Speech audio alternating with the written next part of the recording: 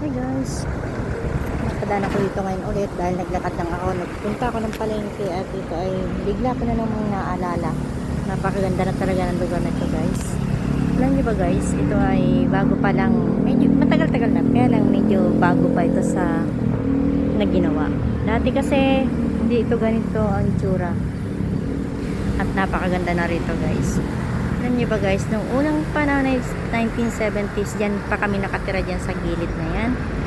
Doon sa may dulo na yan. Dati ay squatter pa yan. Dyan kami nakatira, dyan kami nangungupahan. Napakatagal din namin tumira dyan guys. Naalala ko lang at medyo nalulungkot ako dahil nung panahon na yun, sobrang hirap ng buhay namin noon. Wala kaming CR dyan sa ilog na yan. Dyan kami nananabi. Nakakatuwang isipin dahil napakatagal.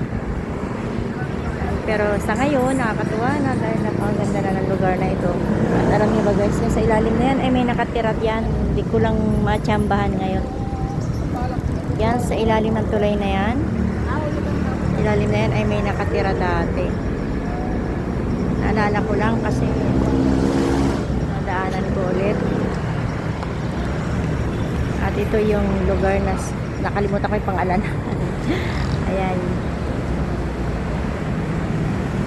Ayan yun.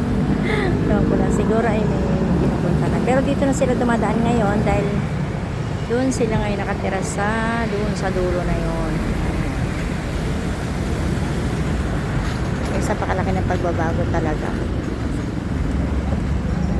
Dito sana ako dadaan kasi pwede dito dumaan kaya lang medyo mapapalayo ako. Napapalayo talaga at saka medyo may pagkadelikado, kakatakot kasi minsan na daming nagdadaan diyang daming nagdadaan sasakyan guys. Uwi na ako, maglalakad pa rin ako, lakad pa rin kasi wala akong makitang biyaheng sa Pote Alabang.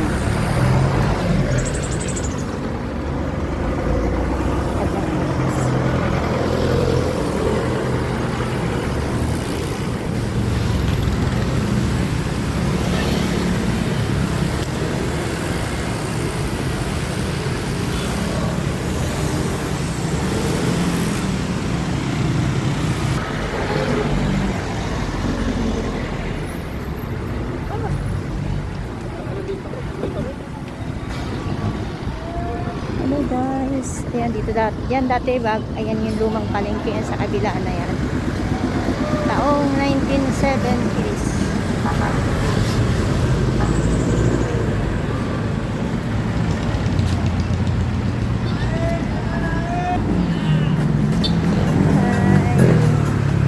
Lakad-lakad lang ako pauwi sa amin, hindi na ako sasakay.